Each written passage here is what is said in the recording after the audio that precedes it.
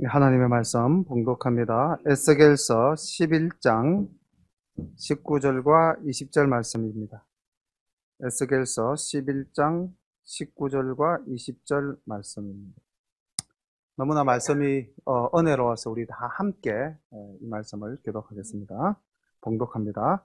내가 그들에게 일치한 마음을 주고 그 속에 새 신을 주며 그 몸에서 굳은 마음을 제하고 부드러운 마음을 주어서 내 율례를 쫓으며 내 기도를 지키며 행하게 하리니 그들은 내 백성이 되고 나는 그들의 하나님이 되리라. 아멘. 아멘.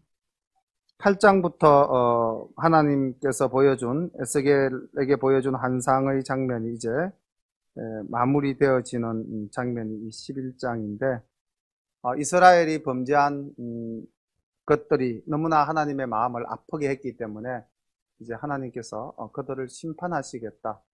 바벨론의 포로로 끌려가 있는 에스겔을 예루살렘 성까지 이렇게 이제 환상 중에 데리고 오셔서 그 예루살렘 성 안에서 일어나고 있는 여러 가증한 모습들을 보여주시고 내가 왜 이 예루살렘을 심판하게 되었는지 너 똑똑히 보아라 보여주셨습니다. 그리고 하나님께서는 이제 내가 더 이상 이 성전에 머무를 수 없다. 저들이 나를 원하지 않으니 내가 이제 그들을 떠날 수밖에 없다 했은지 우리가 살펴본 지난 주일날 하나님의 그 영이 성전에서 떠나는 장면을 보여주시던 모습까지 우리가 이제 팔아다 보았습니다. 그리고 11장 이제 1절부터 계속해서 이제 하나님께서 예루살렘을 심판하실 수밖에 없는 모습을 다시금 에스겔에게 환상 중 예루살렘의 모습을 보게 하시고 반드시 내가 심판할 것이고 너는 반드시 내 말을 전해야 한다 라는 것을 강조하십니다. 오늘 본문은 크게 세 개의 단락 내용으로 이루어져 있는데 첫 번째 내용이 이제 1절부터 13절까지 말씀인데 제가 쭉 말씀을 봉독한 후에 말씀을 드리도록 하겠습니다. 때에 주의 신이 나를 들어 데리고 여호와의 전 동문 곧 동향한 문에 이르시기로 본적 그 문에 25인이 있는데 내가 그 중에서 아술의 아들 야사냐와 버나야의 아들 블랴다를 보았으니 그들은 백성의 방백이라. 그가 내게 이르시되 인자야 이 사람들은 불의를 품고 이 성중에서 악한 깨를 베푸는 자니라. 그들의 말이 집 건축할 때가 가깝지 아니한적 이 성읍은 가마가 되고 우리는 고기가 된다 하나니 그러므로 인자야 너는 그들을 쳐서 예언하고 예언할지니라. 여호와의 신이 내게 임하여 가라사대 너는 말하기를 여호와의 말씀에 이스라엘 족속아 너희가 이렇게 말하였도다. 너희 마음에서 일어나는 것을 내가 다 아노라. 너희가 이 성읍에서 많이 살육하여 그 시체로 거리에 채웠도다. 그러므로 나 주 여호와가 말하노라. 이 성읍 중에서 너희가 살육한 시체는 그 고기요 이 성읍은 그 가마려니와 너희는 그 가운데서 끌려 나오리라. 나 주 여호와가 말하노라. 너희가 칼을 두려워하니 내가 칼로 너희에게 임하게 하고 너희를 그 성읍 가운데서 끌어내어 타국인의 손에 붙여 너희에게 벌을 내리리니 너희가 칼에 엎드러질 것이라. 내가 이스라엘 변경에서 너희를 국문하리니 너희가 나를 여호와인 줄 알리라. 이 성읍은 너희의 가마가 되지 아니하고 너희는 그 가운데 고기가 되지 아니할지라. 내가 너희를 이스라엘 변경에서 국문하리니 너희가 나를 여호와인 줄 알리라. 너희가 내 유례를 행치 아니하며 규례를 지키지 아니하고 너희 사면에 있는 이방인의 규례대로 행하였느니라 하셨다 하라. 이에 내가 예언할 때에 버나야의 아들 블랴다가 죽기로 내가 엎드려 큰 소리로 부르짖어 가로되 오호라 주 여호와여 이스라엘의 남은 자를 다 멸절하고자 하시나이까 하니라. 아멘. 이게 참 환상과 실제가 좀 이렇게 뒤섞여서 설명 표현되어지고 있는 그런 방식을 취하고 있는데 지금 사실 에스겔은 바벨론 그발 강가에 포로로 끌려가 있는 제사장이지 않습니까? 근데 하나님께서 이제 그 에스겔을 예루살렘 성전으로 데리고 간 거죠. 그리고 그 데리고 간 것이 확실하다, 사실이다라는 것을 증명하기 위해서 거기 앉아있는 25인 중에 에스겔이 아는 사람 두 사람의 이름을 분명히 에스겔이 거론하게 만들고 있죠. 그러니까 틀림없이 에스겔은 예루살렘 간 거예요. 가서 봤어요. 그리고 가서 봤는데 누가 죽었어요? 내가 보니 브나의 아들 블랴다가 죽는 장면까지 내가 직접 보면서 통곡하는 것으로 이제 이 13절에서 이제 마무리되어지고 있는데, 이것은 하나님의 심판이 틀림없이 예루살렘에서 이루어졌다라는 사실을 강조하기 위한 내용인 것 같습니다. 그리고 지금 왜 이스라엘이 심판받을 수밖에 없었고, 그때 예루살렘의 남은 자들은 도대체 어떤 일들을 하고 있었던가, 이걸 이제 8장부터 우리가 쭉 보아오지 않았습니까? 그 중에 오늘 다시 거론되는 1절의 25명, 동향문에 있는 25명, 우리가 에스겔서 8장 16절 돌아가서 보시면은 이 사람들이 어떤 사람인지 알 수 있죠. 동방의 태양을 향해서 경배하고 있었던 사람 아닙니까?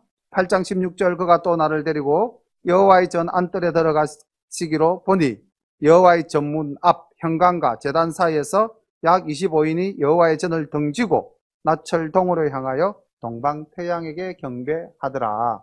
그런데 그 사람들의 직분이 여기 오늘 분명히 1절 마지막에 뭐라고 나와 있습니까? 백성의 방백이라, 국가의 지도자급들이라는 것이죠. 그러니까 나라의 지도자들이 하나님을 섬겨야 할 성전에서 하나님을 섬기지 않고 이방신을 섬기는 그런 모습이 하나님이 전 안에서 지금 버젓이 일어나고 있는데, 하나님께서 어떻게 거기에 더 이상 머무를 수가 있겠는가? 그래서 지금 하나님의 그 영이 이 지성소에서 또 올라서 이제 문을 나서셨고, 문에서 다시 지금 동문까지 이르는 장면이시죠. 그리고 요 이스라엘 사람들이 이제 어떤 또 이야기들을 했느냐면은 3절이 잘 이해가 안 되는 장면이라서 저도 찾아봤는데, 그들의 말이, 거기 요 25인들과 같은 그 남은 자들의 말이, 집을 건축할 때가 가깝지 아니한 적 이 성읍은 가마가 되고 우리는 고기가 된다. 이게 이제 무슨 말인가? 이 내용만 가지고는 도저히 알 수가 없어서 예레미야서를 찾아보면은 예레미야 29장 4절에 예레미야가 뭐라고 이야기하냐면, 너희들은 이제 바벨론으로 포로로 간다. 그리고 5절에서 뭐라고 말씀했냐면은 너희가 집을 짓고 거기서 거하라, 이렇게 이야기를 했어요. 그러니까 이미 이때 예루살렘에서는 예레미야가 예언을 하고 있었어요. BC 지금 592년, 아직 586년 망하려면 6년 남았지 않습니까? 그러니까 이때는 에스겔은 바벨론에서 포로로 끌려가서 거기서 지금 선지자 활동을 하고 있었고, 동시에 예루살렘에서는 예레미야가 여전히 선지자 활동을 하고 있었어요. 그러면서 예레미야는 뭐라고 말을 했냐면은, 이스라엘은 망한다. 그리고 너희들은 바벨론으로 포로로 끌려가야 된다. 그것이 너희들이 사는 길이다. 이렇게 이야기할 때 이들이 뭐라고 이야기하냐? 무슨 소리 하느냐? 우리가 왜 바벨론 가서 거기서 집을 짓는단 말이냐? 우리가 이 성중이 가마솥이다라는 말은 이 성이 가마솥같이 튼튼하고 우리는 그 성 안에 고기처럼 안전한데 왜 우리가 집을 짓는단 말이냐? 말도 안 되는 소리 하지 마라. 다시 말하면은 선지자를 통해서 하나님께서 심판하실 것을 예언함에도 불구하고 이들이 들었다 들었지 않았다?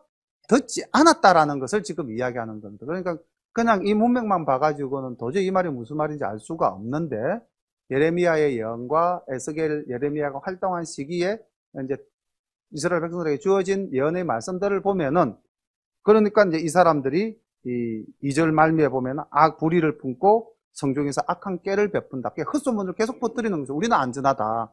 예레미야가 망한 됐을 때 무슨 소리 하느냐? 예레미야의 뺨을 치면서 우리는 절대 망하지 않는다는 거짓 선지자들이 많지 않았습니까? 그 장면이라는 것이죠, 이 장면. 그런데 하나님께서 뭐라고 말씀하냐면 5절에 너희 마음에서 일어나는 것을 내가 다 안다. 이제 이 말씀도 굉장히 중요한 말씀이죠.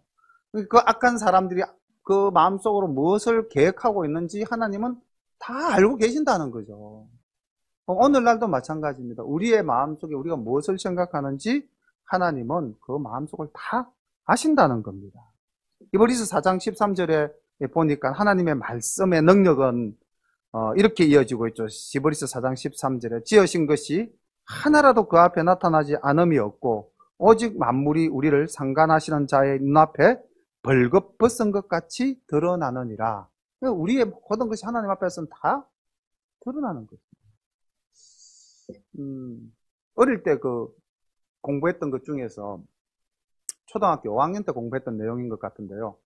이율곡과 신사임당이라는 고전읽기 책을 읽을 때 그때 이제 율곡 선생이 공부를 하면서 써붙였던 자격문이라는 게 있는데 그 중에서 지금까지도 기억이 남아있는 한 단어가 신독, 홀로 있을 때 삼가하라. 그러니까 이제 율곡 선생이 사람이 혼자 있으면 나태해지기 쉽잖아요. 뭐 책상 나가고 뒤로 넘어져서 잘 수도 있고. 그런데 남이 보지 않을 때 잘하는 것이 진짜 잘하는 것이다. 이제 아마 그런 마음의 자세를 갖추기 위해서 이런 문구를 탁 써붙여 놓고 공부를 하셨다는 게 기억이 남는데 지금 딱 이 구절 보니까 하나님은 우리의 마음을 다 감찰해요. 우리가 사람들 보는 앞에서는 형식적이고 외식적으로라도 자세를 갖추잖아요. 그런데 내 혼자 있을 때는 또 우리가 생각을 할 때는 얼마나 악한 것들을 많이 생각할 수도 있고 혼자 있을 때는 얼마나 더 나쁜 짓들도 많이 할 수 있습니까? 그런데 자, 우리 예수 믿는 사람은 혼자입니까? 아니면은 하나님이 지켜보십니까? 하나님이 지켜보시는 겁니다. 다 보고 계셔요. 지금도 내 마음도 하나님이 읽고 계신다라고 우리는 믿어야 됩니다. 하나님이 이걸 알실까? 아니죠. 천지를 창조하시고 말씀으로 세상 모든 것을 다 만드신 분인데 그분이 못하시는 일이 뭐가 있겠습니까? 그래서 우리가 속으로 생각으로라도 악한 일을 해서는 안 됩니다. 그래서 주님이 그러셨잖아요. 너희들이 마음으로 엄란한 생각을 품어도 그것이 곧 간음하는 것이다. 이렇게 주님께서도 말씀하셨거든요. 우리 마음까지 다 꿰뚫어 보신다는 것이죠. 그래서 하나님께서 보니까 이 이스라엘 백성들이 겉으로는 하나님을 믿는 채 또 따르는 척 하긴 하지만 그 속에는 전부 다 악한 것들 밖에는 없더라는 것이죠. 그래서 이제 너희들 말대로 정말 너희가 생각하는 이 성이 너희들의 안식처가 되지 못하고 너희들이 성중에서 편히 거하지 못하게 될 것이다. 내가 보니 너희들이 제일 두려워하는 것이 그 이방인의 칼날인데 내가 그 이방인의 칼날에 너희들이 제일 두려워하는 것으로 너희들의 결말을 내주겠다. 그래서 이제 너희들이 생각하는 예루살렘 성이 아니라 그 밖으로 끌어내어서 너희들을 칼로 처단하겠다. 이건 무슨 말씀이냐? 하나님께서 반드시 심판하신다는 겁니다. 너희들이 믿는 것이 결코 옳은 것이 아니라는 것이죠. 우리는 그렇게 생각할 때가 좀 많지 않습니까? 내가 믿고 있는 것이 나를 지켜줄 것이다. 그런 생각할 때 참 많죠. 그런데 사실 살다 보면은 내가 믿었던 것이 전혀 나를 지켜주지 못하는 그런 일들이 얼마나 많이 있습니까? 살아오다 보면은 우리가 이제 이렇게 굴곡을 겪게 될 때에 그렇지 않습니까? 우리가 한창 잘 될 때는 모든 것이 내 것인 것 같고 내 세상인 것 같고 이대로 계속 지속될 것 같지만 그 시기는 얼마 가지 않지 않습니까? 그리고 다시 우리는 또 끝없는 나락으로 떨어져 내려가게 되는데 예수 믿는 사람이라고 해서 그런 굴곡이 어째 없겠습니까? 인생을 살아가는 데 있어서는 똑같이 경험해야 될 일들이잖아요. 근데 예수 믿는 사람은 오르막에 올랐을 때에 교만하지 아니하고 내려막에 내려갈 때는 절망하지 아니하고 이것이 예수 믿는 사람이 가지는 가장 큰 하나님이 주신 선물, 복이 아닌가 그렇게 생각을 합니다. 오늘 이 말씀도 그래요. 지금 보면 이스라엘로 봐서는 완전한 절망의 나락으로 지금 떨어져 내려가는 것 아니겠습니까? 그렇게 믿었던 예루살렘 성, 하나님이 계시는 거룩한 성전이 있는 이상 우린 절대 망하지 않는다. 근데 하나님은 떠나셨고 예루살렘 성은 함락되고 자기들은 죽거나 끌려가는 그런 이제 신세가 되어버렸지 않습니까? 그런데 이렇게 심판하시는 하나님께서 이제 14절부터 21절까지 우리에게 희망을 주시는 복음을 주십니다. 하나님이 결코 너희를 버리지 않는다는 거죠. 함께 14절부터 21절까지 말씀을 제가 봉독한 후에 또 말씀을 함께 나누겠습니다. 여호와의 말씀이 내게 임하여 가라사대 인자야 예루살렘 거민이 너희 형제 곧 너희의 형제와 친속과 이스라엘 온 족속을 향하여 이르기를 너희는 여호와께서 멀리 떠나라. 이 땅은 우리에게 주어 기업이 되게 하신 것이라 하였나니 그런즉 너는 말하기를 주 여호와의 말씀에 내가 비록 그들을 멀리 이방인 가운데로 쫓고 열방에 흩었으나 그들이 이런 열방에서 내가 잠깐 그들에게 성소가 되리라 하셨다 하고 너는 또 말하기를 주 여호와의 말씀에 내가 너희를 만민 가운데서 모으며 너희를 흩은 열방 가운데서 모아내고 이스라엘 땅으로 너희에게 주리라 하셨다 하라. 그들이 그리로 가서 그 가운데 모든 미운 물건과 가정한 것을 제하여 버릴지라. 18절이 굉장히 중요한 말씀입니다. 물론 우리가 이제 아까 읽었던 19절과 20절 말씀이 참 복된 말씀이기 때문에 우리는 좋은 말씀을 먼저 이렇게 눈에 넣기 때문에 이 말씀이 좋아 보이는데 정말 중요한 말씀은 이제 18절 말씀이죠. 그들이 거리로 가서 그 가운데 모든 미운 물건과 가정한 것을 제하여 버릴지라. 내가 그들에게 일치한 마음을 주고 그 속에 새신을 주며 그 몸에서 굳은 마음을 제하고 부드러운 마음을 주어서 내 율례를 쫓으며 내 규례를 지켜 행하게 하리니 그들은 내 백성이 되고 나는 그들의 하나님이 되리라. 그러나 미운 것과 가증한 것을 마음으로 쫓는 자는 내가 그 행위대로 그 머리에 갚으리라. 나 주 여호와의 말이니라. 아멘. 14절 15절 말씀도 조금은 뭐 이렇게 그냥 문맥을 봐서는 이해하기가 약간은 어려운 부분인데 이게 이제 이런 겁니다. 예루살렘에 포로로 끌려가지 않고 남았던 사람, 이미 이때 아까 말씀드렸다시피 에스겔과 많은 사람들이 포로로 끌려갔잖아요. 1차, 2차로. 그러니까 예루살렘에 남은 사람들은 우리는 구원받은 백성이다. 떠나간 너희들은 하나님께 저주받은 자다. 이제 이렇게 생각하고 예루살렘 성 안에 있는 사람들이 자고한 모습을 15절에서 예루살렘 거민이 너희의 형제 곧 너희 형제와 친속과 이스라엘 온 족속을 향해 끌려간 사람들을 향하여 말하기를 너희는 여호와로부터 멀리 떠나 있구나. 이 땅은 우리에게 주어 우리의 기업이 되게 하셨다. 그러니까 우리는 살아남았고 너희는 하나님으로부터 저주를 받아서 떠나가 포로로 끌려갔다. 이렇게 지금 말한다는 것이죠. 근데 거기 사실은 아니죠. 반대죠. 끌려간 자는 살아남는 자고 남은 자는 죽을 자들이죠. 그래서 16절 보면 이제 그 끌려갔던 자들이 떠나갔던 자들이 어떻게 된다?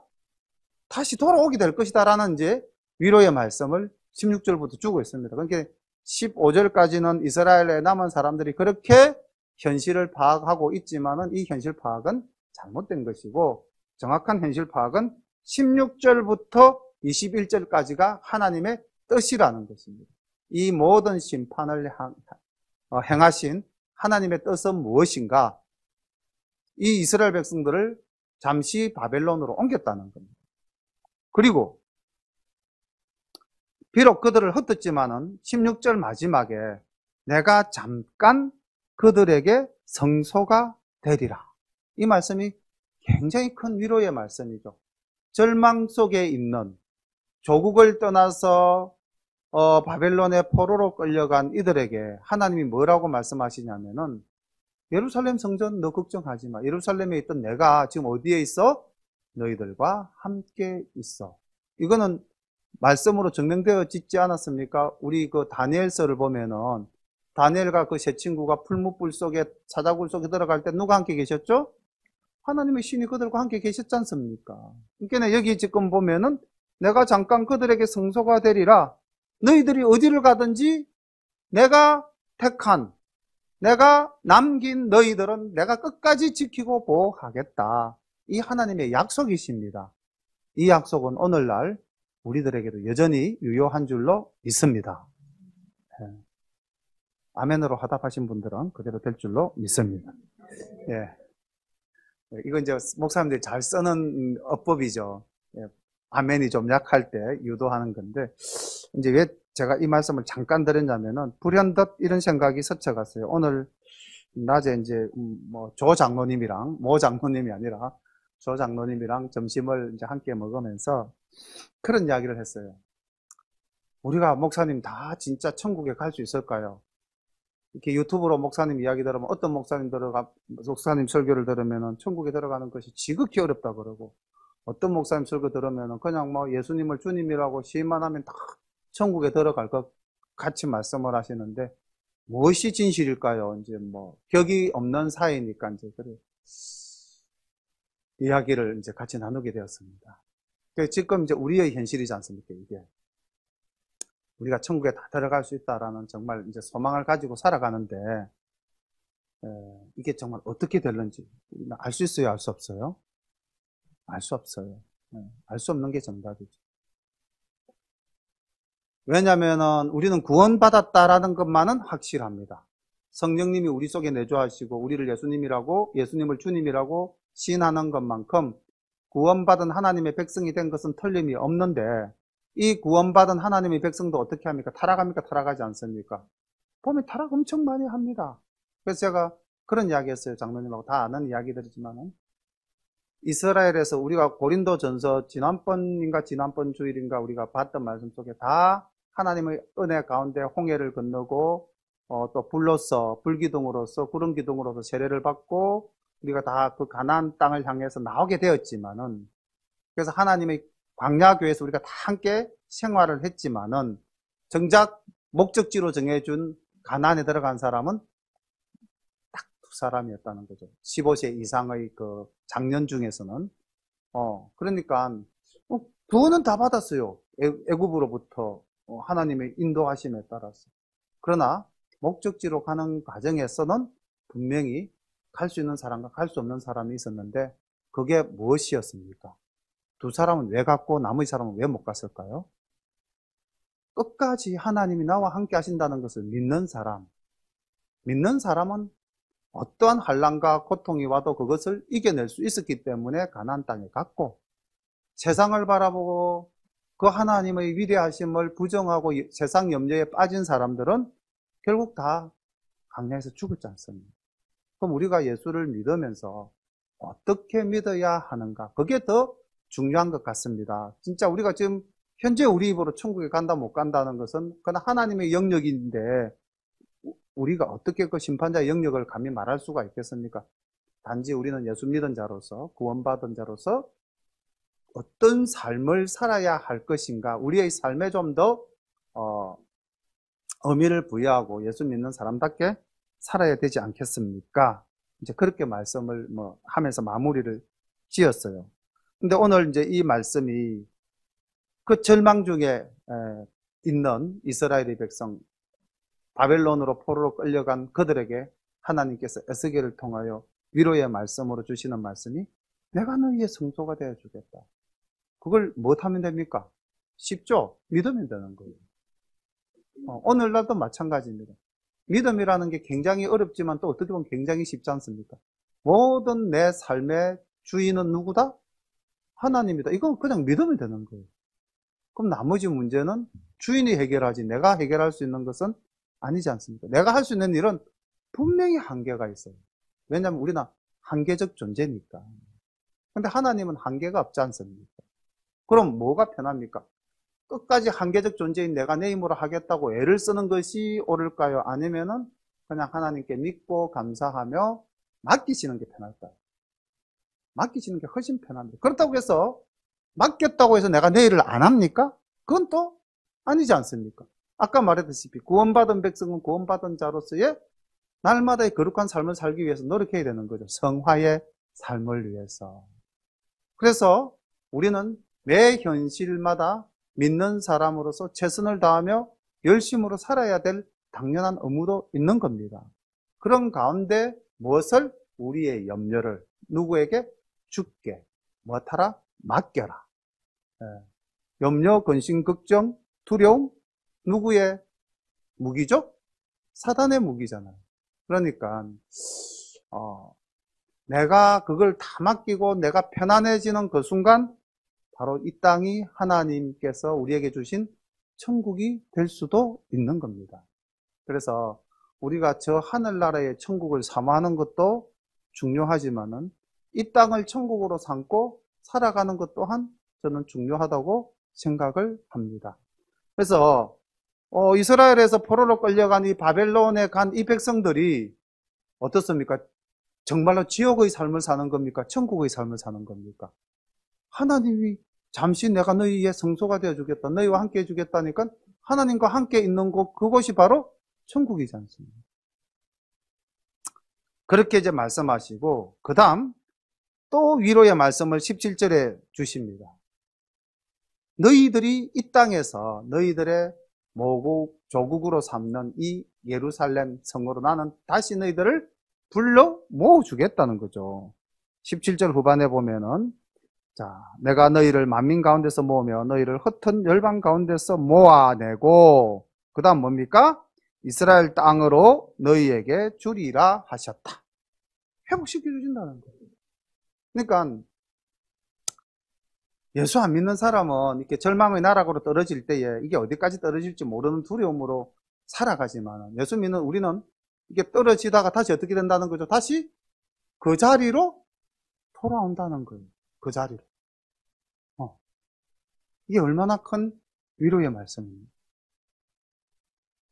그러니까 오늘 내 삶이 좀 고단하다 할지라도 내가 그 하나님을 전적으로 믿고 의지하고 맡기면은 내 삶은 다시 그 자리로 돌아간다는 거죠.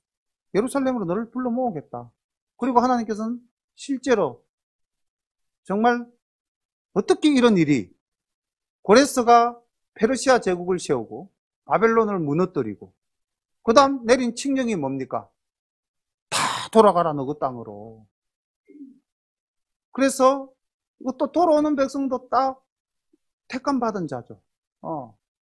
왜냐하면 이제 이미 바벨론은 집 짓고 잘 살았잖아. 근데 예루살렘으로 돌아가면 이제는 더 험한 삶이 되니까 주저앉아 버린 사람들이 더 많았겠죠. 그런데 역사는 남은 자들의 역사입니까? 돌아온 자의 역사입니까? 돌아온 자의 역사거든요. 그래서 우리는 돌아가야 됩니다. 그렇게 해서 BC 이제 537년에 1차로 돌아오고, BC 458년에 2차로 돌아오고, BC 444년에 3차로 귀환해서 다시 이스라엘의 역사를 이어나가는 거죠. 그렇게 해서 이제 신구약 중간사가 이제 이루어지는 것이고요. 그래서 하나님께서는 반드시 회복시켜 주신다.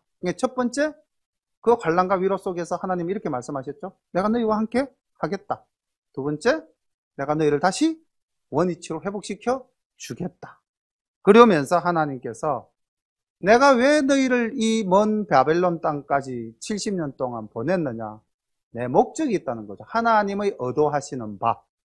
그러니까 우리에게 고난을 주시는 목적이 있다는 거죠. 그걸 우리가 깨우치면은 우리가 복을 진짜 받는 거죠. 근데 그것을 깨우치지 못하면은 고난받는 이유를 모르는 사람은 하나님을 원망하고 하나님을 거역하게 되는 거죠. 근데 이제 그게 18절입니다. 그래서 굉장히 중요한 내용이라고 말씀을 드렸는데, 그들이 그리로 가서 그 가운데 모든 미운 물건과 가증한 것을 제하여 버릴지라. 다시 말하면은 가나안 땅에 들어가는 그날부터 이스라엘이 망하는 그날까지 이스라엘 백성이 버리지 못했던 것이 뭡니까? 우상이죠. 이게 이제 그렇지 않습니까? 우리 한국 사람도 좀 그런 마음 약간 있는 것 같아요. 그 선진 문명에 대해서 우리가 좀 종속되고자 하는, 학교 다닐 때 배웠던 용어로 쓰면 사대주의라고 그러죠, 그죠? 큰 나라를 섬기고자 하는 마음. 근데 우리가 조선 역사까지를 본다면은 중국에 많이 예속이 되어졌고, 그러다가 일제 식민지 하에서는 일본에 예속되어졌고, 해방 이후는 오늘날까지 사실은 미국의 영향권 아래에 있는 것이 틀림이 없는 사실이죠. 그래서 사실 우리 것보다는 중국 것이, 우리 것보다는 일본 것이, 우리 것보다는 미국 것이 좀 더 우월하다라는 그런 생각을 할 때가 들어 있습니다. 근데 이스라엘 백성들도 마찬가지였을 거예요. 이들이 광야 생활 40년 하고, 그 다음 이집트에서 노예 생활하던 성인들은 다 죽어버렸고, 그 광야에서 태어난 세대나 광야에서 있을 때는 아주 어렸던 세대들이 문명을 보지 못하다가 가나안 땅에 딱 들어가니까 이 세상 놀랄 일이지 않습니까? 자기들은 뭐 제대로 집을 짓고 살았습니까? 맨날 뭐 거리에서 텐트 치고 노숙하다가 이제 딱 들어가니까 뭐 성곽도 있고 도시도 쫙 돼 있고 논밭도 있고 곡식도 풍부하고 그러니까 그 문명에 경도되어져 버립니다. 앞선 문명에 위축당하고 우리의 신은 뭐야? 얘네들의 신은 엄청 좋은 것 같아. 그렇게 해서 빨리 하나님을 잊어버렸어요. 들어가자마자 사사기 딱 들어가면 요수아가 죽자마자 사람들이 하나님을 알지 못하더라고요. 자기의 소견에 옳은 대로 살게 되어버렸다. 그게 굉장히 친가나안화가 빨리 됐어요. 그래서 하나님이 그것을 염려하셨기 때문에 뭐라고 말씀했습니까? 들어가면 다 죽여라고, 진멸하라고 그랬죠. 이게 하나님의 악해서가 아니라 하나님의 아끼는 백성이 잘못될까봐 악의 근원을 다 제거하라 했는데 이스라엘이 그걸 다 제거하지 못하지 않습니까? 그리고는 결국은 그들의 문명을 쫓아가 버립니다. 그렇게 해서 이스라엘이 망하는 그날까지 그 마음속에 우상을 버리지 못했는데 놀랍게도 이 바벨론 70년 포로 생활 이후의 이스라엘의 역사에서 우상은 완전히 사라졌습니다. 완전히 사라졌어요. 하나님이 뜻하신 바가 그대로 이루어진 거죠. 물론 우상은 버렸지만 그래도 하나님을 제대로 알지는 못한 거죠. 그 하나님의 마음을 제대로 알지 못했기 때문에 말라기에서 하나님이 장탄식을 하시고는 또 떠나시는 거예요. 400년간 침묵기를 가지시게 되는 거죠. 어쨌든 이 18절 말씀은 내가 너희들을 바벨론 땅으로 보내는 이유는 너희가 거기 가서 그 너희들 가운데 있는 모든 미운 물건과 모든 가증한 것들을 제하여 버리는 시간, 새롭게 거듭나는 시간이라는 거죠. 그럼 너희들이 그렇게만 한다면 어떻게 하시겠다? 내가 너희들에게 일치한 한결같은 마음을 주고 그 속에 새신 성령을 부어주어서 너희들 몸에서 굳은 마음을 제하여 버리고 부드러운 마음을 주어서 이제는 너희들이 나의 백성이 되어 나의 윤리를 쫓고 나의 규례를 지켜서 행하며 너희들은 내 백성이 되고 나는 너희들의 하나님이 되어 주겠다라는 새 언약을 맺어주시는 겁니다. 이 새 언약은 예레미야를 통해서도 새 언약을 주셨죠. 너희들이 가라. 가서 돌아오면은 나는 다시 너희의 하나님이 되어 주겠다라고 분명히 말씀을 하셨습니다.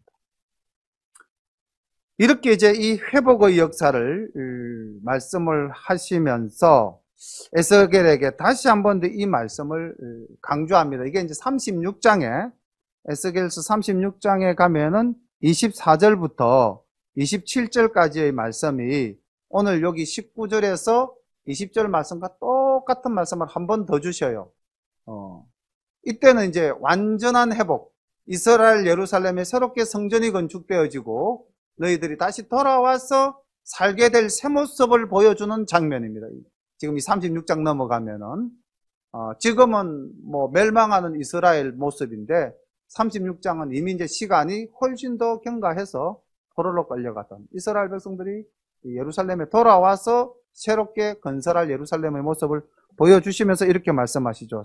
36장 24절부터 보면은 내가 너희를 열국 중에서 취하여 내고 열국 중에서 모아 데리고 고토에 들어가서 맑은 물로 너희에게 뿌려서 너희로 정결케 하되 곧 너희 모든 더러운 것에서와 모든 우상을 섬김에서 너희를 정결케 할 것이며 또 새 영을 너희 속에 두고 새 마음을 너희에게 주되 너희 육신에서 굳은 마음을 제하고 부드러운 마음을 줄 것이며 또 내 신을 너희 속에 두어 너희로 내 율례를 행하게 하리니 너희가 내 규례를 지켜 행할지라. 아멘.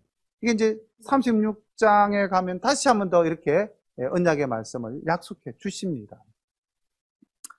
그리고 이제 22절부터 25절까지는 이제 예루살렘 성전에서 하나님의 영이 나와서 동편산에 머물고 이제 완전히 떠나는 장면이죠. 보겠습니다.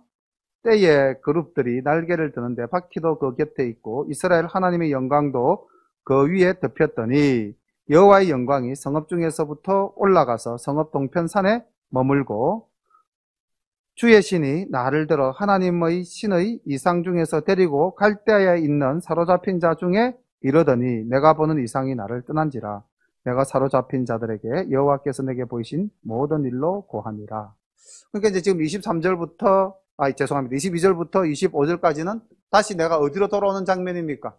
예루살렘에서 바벨론으로 돌아온 장면이죠. 환상 중에.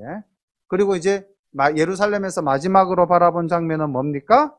하나님의 신이 예루살렘 성전을 완전히 떠나서 동편산까지 가셨다. 다시 말하면 예수님이 감람산에서 성천하신 것처럼 하나님도 동편산, 감람산에서 이제 이스라엘을 떠나셨다는 것을 내가 봤다는 겁니다. 보고는 어디로 왔죠? 바벨론 강가로 다시 돌아온 거죠. 그리고 와서 이제 내가 그 바벨론 강가에 있는 이스라엘 백성들에게 내가 하나님의 신에 이끌려서 예루살렘에 가서 이런 것들을 다 보고 왔고, 그달리아가 죽는 것도 내가 보았다. 벌레하다가 죽는 것도 내가 보았다. 이제 그 이야기를 한 거예요. 자, 우리가 이 장면에서 다시 한 번 더 이제 돌아볼 것은, 그럼 하나님의 영광이 떠나면 그것으로서 끝이었는가? 아까 우리가 36장에서 하나님께서 그 놀라운 회복의 역사를 말씀하셨던 바로 그 뒤를 이어서 43장에 가면은 하나님께서 다시 예루살렘 성전으로 돌아오는 모습을 보이고 있습니다. 에스겔에게 예언으로 말씀하시죠. 43장 1절부터 우리 5절까지 한번 보겠습니다. 그 후에 그가 나를 데리고 문에 이르니 곧 동향한문이라. 동향한문, 어디서 많이 들었던 말이죠. 그죠? 이스라엘 하나님의 영광이 동편에서부터 오는데 하나님의 음성이 많은 물소리 같고 땅은 그 영광으로 인하여 빛나니 그 모양이 내가 본 이상 곧 전에 성읍을 멸하러 올 때에 보던 이상 같고 그발 하숫가에서 보던 이상과도 같기로 내가 곧 얼굴을 땅에 대고 엎드렸더니 여호와의 영광이 동문으로 말미암아 전으로 들어가고 성신이 나를 들어 데리고 안뜰에 들어가시기로 내가 보니 여호와의 영광이 전에 가득하더라. 아멘. 그렇게 해서 이제 지금 우리가 에스겔서 전반부를 보고 있는데 전반부는 이렇게 하나님께서 심판하시고 떠나시는 장면으로 말씀하고 있지만은 후반부에 가면은 다시 하나님께서 이스라엘을 회복시키시고 그 회복시키시는 이스라엘의 모습을 또 에스겔을 통하여 구체적으로 생생하게 말씀하고 있습니다. 오늘 우리가 이제 살펴본 본문 말씀에서 오늘 우리들의 삶 속에, 우리들의 신앙 속에 우리는 이 에스겔서 11장을 어떻게 적용해서 살아갈 것인가? 우리도 환난과 고난 중에 처할 수 있다는 겁니다. 그럴 때 우리는 오늘 주신 말씀 속에서 세 가지 말씀을 꼭 기억했으면 좋겠습니다. 첫 번째가 하나님은 언제든지 우리가 하나님을 배신하지 않는 이상 하나님은 우리와 함께 계신다는 것입니다. 두 번째로 하나님은 반드시 우리를 예전같이 회복시켜 주신다는 것입니다. 그리고 세 번째로 아까 강조는 못 드렸는데 19절과 20절 말씀에서 성령님이 우리 속에 내주하신다는 거죠. 새 신을 우리에게 부어주신다. 그래서 성령님이 함께하는 우리의 삶은 악한 것이 사라지게 되고 우리는 하나님의 거룩한 성소가 되어질 줄로 믿습니다. 그래서 바울도 이렇게 말씀했죠. 우리의 몸이 하나님의 성전이라. 그걸 우리가 정말로 그것을 우리가 삶 속에서 인정하고 그것을 그대로만 믿으면은 우리 속에는 악한 것이 있을 수가 없죠. 그래서 바울이 그랬잖아요. 악을 어떻게 이기라고 그랬습니까? 싸워서 이기라 했습니까? 선으로서 악을 이기라 그랬죠. 그러니까 성령님이 우리 안에 계시면 우리는 선할 수밖에 없잖아요. 그래서 우리는 악과 싸워서 이길 수가 있지 않습니까? 그래서 이 세 가지 말씀으로 오늘도 여러 가지 어려움과 환난 속에 우리가 있다면은 하나님 나와 함께 하신다. 하나님은 나를 반드시 회복시켜 주신다. 하나님의 거룩한 영이 늘 내 속에 계셔서 나를 새롭게 또 힘을 주신다. 이 은혜가 오늘 우리에게 이루어지는 그런 역사가 나타나시기를 간절히 축원합니다. 오늘 주신 말씀 붙잡고 우리 또 함께 내 마음밭에 뿌려진 이 씨앗이 잘 싹이 나서 하나님의 말씀으로 또 풍성한 열매가 맺어지기를 우리 함께 한 묵상으로 또 기도드리겠습니다. 귀한 말씀으로 오늘도 은혜를 주신 하나님 우리 아버지 감사와 찬양을 올려드립니다. 정말 좁은 시야 그리고 눈앞에 있는 것만 바라보는 이 근시안적인 우리들의 삶을 하나님 의지할 때 보다 널리 보다 멀리 바라보는 아버지 풍성한 삶을 저희들이 누리게 될 줄로 믿습니다. 오늘 주신 귀한 말씀들이 우리 눈에 새 안경이 되어서 세상을 더욱더 깨끗하고 분명하게 바라보며 하나님의 말씀이 하나님의 진리가 우리 가운데 영원히 살아 숨쉬는 그러한 귀한 은혜를 받아 누리게 하옵소서.